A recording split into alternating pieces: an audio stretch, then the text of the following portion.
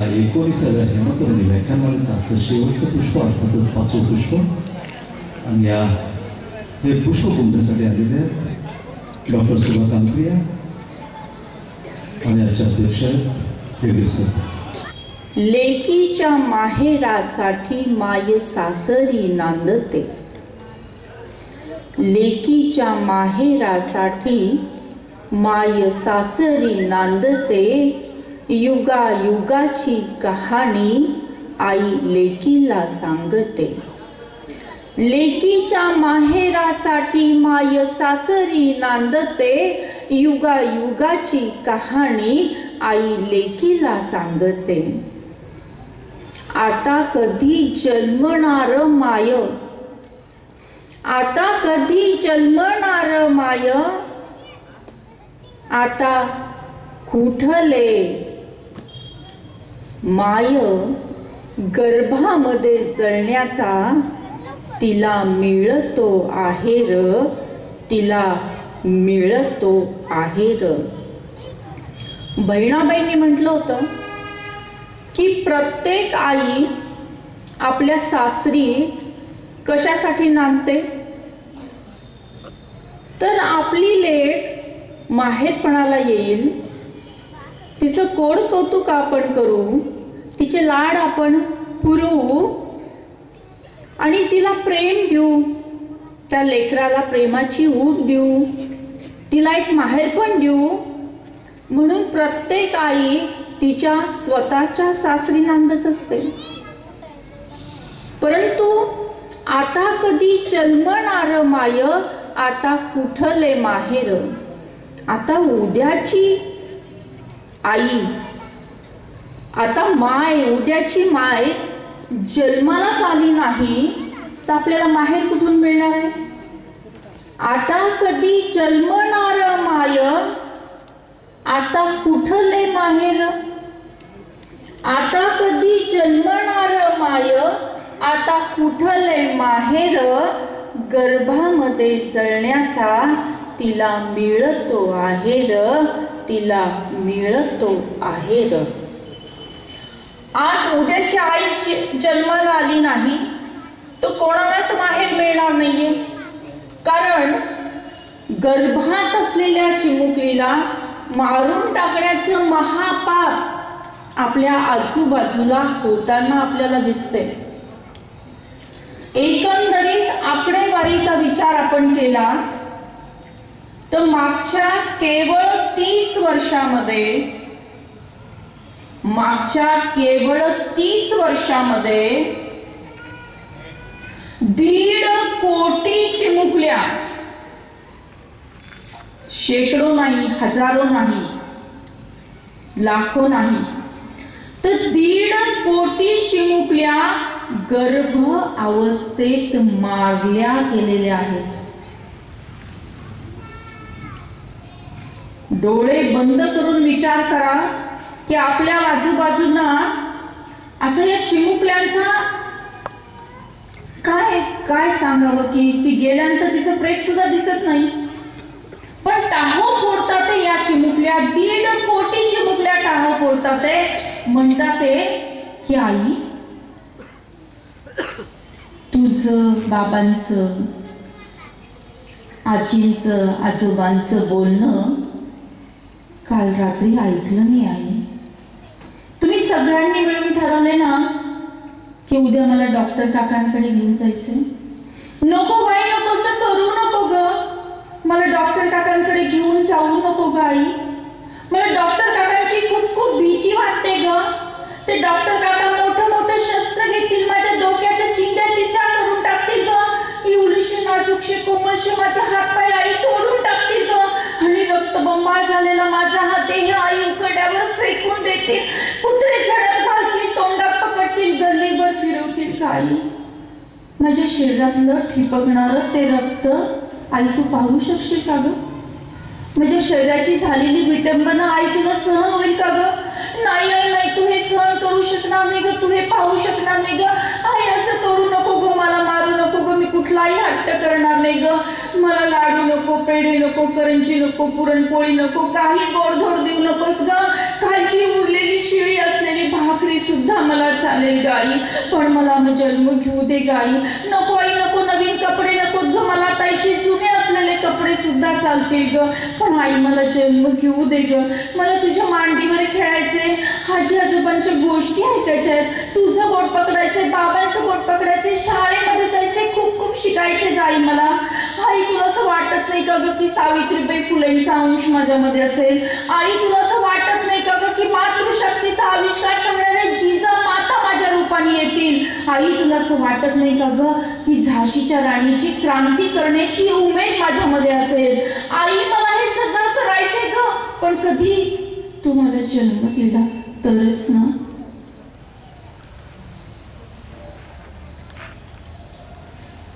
वेळ नाही गेली अजून, हाक देते मी तुला. वेळ नाही गेली अजून, हाक देते मी तुला. खुडू नको कळी आई, खुडू नको कळी आई.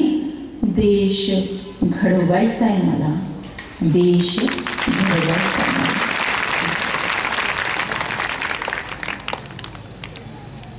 अशी आठ अशी हाक ही चिमुकली देत आहे. गेल्या 30 वर्षात 1.5 कोटी चिमुकल्या या गर्भ अवस्थेत असतानाच, आईच्या पोटात असतानाच, जन्माला येण्यापूर्वीच मारल्या गेलेल्या आहेत. खरं म्हणजे आईचं उदर, ज्याला आपण तीर्थक्षेत्र असं म्हणतो, आईचं उदर ज्याला आपण तीर्थक्षेत्र असं म्हणतो, की जिथे एक जीव उमलतो, फुलतो, वाढतो आणि एक नवीन जीवन सृष्टी निर्माण करून टाकतो, अशा तीर्थक्षेत्र असलेल्या आईच्या उदराला स्मशानभूमी करण्याचं अत्यंत क्रूर आणि वाईट असं महापाप आपल्या आजूबाजूला होताना दिसत आहे. मग हे संकट केवळ स्त्रियांचं संकट आहे का? हा प्रश्न केवळ स्त्रियांचा प्रश्न आहे का? नाही. हे संकट फक्त स्त्रियांचं संकट नाहीये. हा प्रश्न केवळ स्त्रियांचा प्रश्न नाहीये, तर हा प्रश्न एकूण समाजाचा प्रश्न आहे. ही लढाई स्त्री विरुद्ध पुरुषाची आहे का? नाही.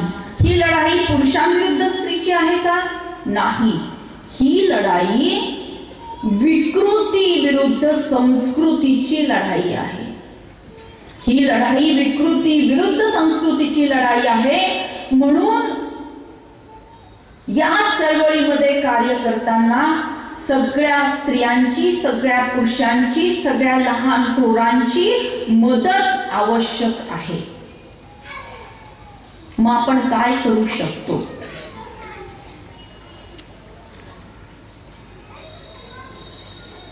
पण नुसतं हळहळ करून चालणार नाहीये, नुसतं दुःख व्यक्त करून चालणार नाहीये. तर आपल्याला विचार केला पाहिजे की जी चिमुकली आहे ही प्रज्वलित झालेल्या पणतीसारखी आहे आणि कलियुगाच्या वादळ वाऱ्यामध्ये ती विजू पाहत आहे. ती विजू नये म्हणून 2 हातांचं संरक्षण तिला आवश्यक आहे.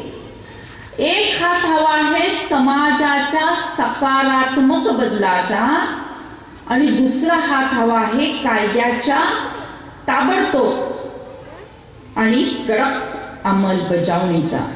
जेव्हा हे दोन्ही हात पणतीच्या जवळ येतील तेव्हा कलियुगाच्या वादळ वाऱ्यामध्ये ही पणती विझून जाणार नाहीये, तर ती जिवंत राहणार आहे.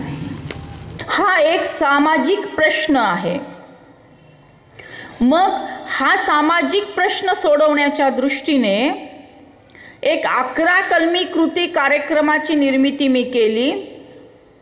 त्यातला पहिला कलम आहे ग्रामसभा आणि ठराव. मग गावात असेल तर तिला ग्रामसभा आपण म्हणूयात. ते ग्रामसभेमध्ये विषय मांडला पाहिजे, चर्चा झाली पाहिजे, ठराव झाला पाहिजे. तसंच मग तो शाळेमध्ये ठराव घेता येऊ शकतो. महाविद्यालयामध्ये ठराव घेऊ शकतो, वाचनालयात घेता येऊ शकतो, कुठल्याही स्वयंसेवी संघटनांमध्ये घेता येऊ शकतो, संस्थेमध्ये घेता येऊ शकतो, महिला मंडळामध्ये, बचत गटामध्ये, साखर कारखान्यामध्ये, कुठल्याही संघटनेमध्ये हा विषय चर्चा झाली पाहिजे आणि ठराव घेतला पाहिजे। त्या ठरावामध्ये 3 मुद्दे महत्त्वाचे आहेत। नंबर 1 की आमच्या सभासदांच्या कुटुंबियांमध्ये एकही स्त्री भ्रूण हत्या होणार नाही याची आम्ही खबरदारी घेऊ, हा एक पहिला मुद्दा। दुसरा मुद्दा, जन्माला येणाऱ्या प्रत्येक मुलीचं आम्ही मनापासून स्वागत करू, हा दुसरा मुद्दा। आणि तिसरा मुद्दा, त्यासाठी कन्या जन्म आनंद सोहळा साजरा करू। का हे मुद्दे घेतले? आज आपण पाहतो की मुलगा झाला की पेढे वाटले जातात, आनंद व्यक्त केला जातो, घरोघरी निरोप धाडले जातात, पण मुलगी झाली की सगळे उदास, निराश, आई सुद्धा निराश होते, उदास होते। तर हे उदासपणा आहे, हे काढून टाकायचं आहे आणि त्या जागी आनंदाची पेरणी करायची आहे। पण ही पेरणी करत असताना कन्या जन्म आनंद सोहळा साजरा करायचा। जेव्हा आपण तो सोहळा म्हणतो तेव्हा त्याला सामुदायिक नेतृत्व येतं। मग संघटनेमध्ये सगळ्यांनी एकत्र येऊन तो सोहळा साजरा करायचा।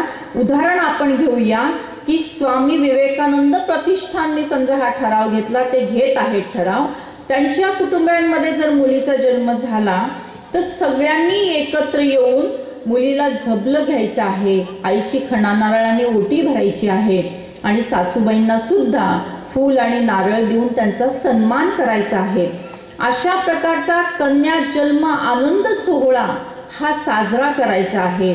मग तो प्रतिष्ठानमध्ये आणि तो शाळेमध्ये सुद्धा आपण करू शकतो। त्यासाठी 1 रुपयाची जादू योजना आपल्याला राबवता येते। काय आहे ही 1 रुपयाची जादू योजना? तर जेवढे काही सभासद असतील त्या सभासदांनी प्रत्येकी 1-1 रुपया कॉन्ट्रीब्युशन करायचं। शाळेमध्ये घेतला तर प्रत्येक विद्यार्थ्यांनी 1-1 रुपये कॉन्ट्रीब्युशन करायचं। आणि आपण समजा उरळी कांचन ग्रामपंचायतीने जर समजा ठराव घेतला तर इथली लोकसंख्या किती आहे? More than 50,000। आपण 50,000 म्हणजे 50,000 पकडूया, तर प्रत्येकाने फक्त 1 रुपया दिला तर किती रुपये होतील? 50,000। आणि हे 50,000 रुपये मुलीच्या नावाने फिक्स डिपॉझिट जर ठेवले तर 20 वर्षापर्यंत लाखापेक्षा जास्त निधी तिच्या नावाने उभा राहणार आहे। तर म्हणून मी विनंती करेल ग्रामपंचायतीला की आपण अशा प्रकारचा ठराव घ्यावा। असंख्य ग्रामपंचायतीने अशा प्रकारचे ठराव घेतलेले आहेत आणि साधं सोपं आहे, जसं आपण घरपट्टी घेतो, पाणीपट्टी घेतो, विजेचं बिल घेतो, तसंच घरोघरून फक्त मुलीच्या नावाने 1 रुपये कॉन्ट्रीब्युशन कुणी नाही म्हणणार आहे का? कोणाकोणाला या 1 रुपयाच्या जादूमध्ये सहभागी व्हायची इच्छा आहे? हात वर करा। पहा, म्हणजे 100% लोकांनी हात वर केलेले आहेत। जोरदार टाळ्या वाजवूयात आपण। श्री जन्माचे स्वागत करा ठराव। स्वामी विवेकानंद प्रतिष्ठान ही संस्था 1984 पासून कार्यरत असून सामाजिक, शैक्षणिक व सांस्कृतिक क्षेत्रात ती झोकून जाऊन कार्य करत आहे। स्वामी विवेकानंदचा आदर्श समोर ठेवून त्यांच्या विचाराचा वारसा पुढे नेत आहे।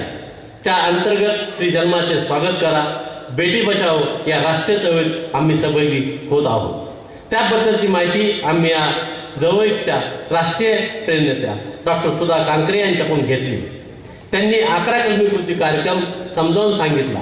स्त्री भ्रूण हत्येचे हे भयानक संकट थांबवण्यासाठी आम्ही असा ठराव घेत आहोत की आमच्या सभासदांच्या कुटुंबामध्ये एकही स्त्री भ्रूण हत्या होणार नाही याची आम्ही दक्षता घेऊ व प्रत्येक मुलीच्या जन्माचे स्वागत आम्ही कन्या जन्म आनंद सोहळ्याने संपन्न करू। त्यासाठी 1 रुपयाची जादू योजना राबवू।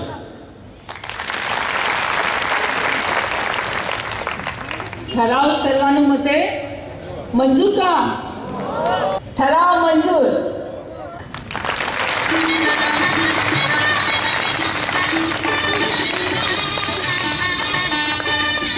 सर्वांनी डोळे अलगदरीत्या बंद करायचे आहेत. बंद डोळ्यासमोर भारत मातेचं चित्र आपल्याला आणायचं आहे. भारत माझा देश आहे. सारे भारतीय माझे बांधव आहे. माझ्या या देशात स्त्री पुरुष समानता नांदावी,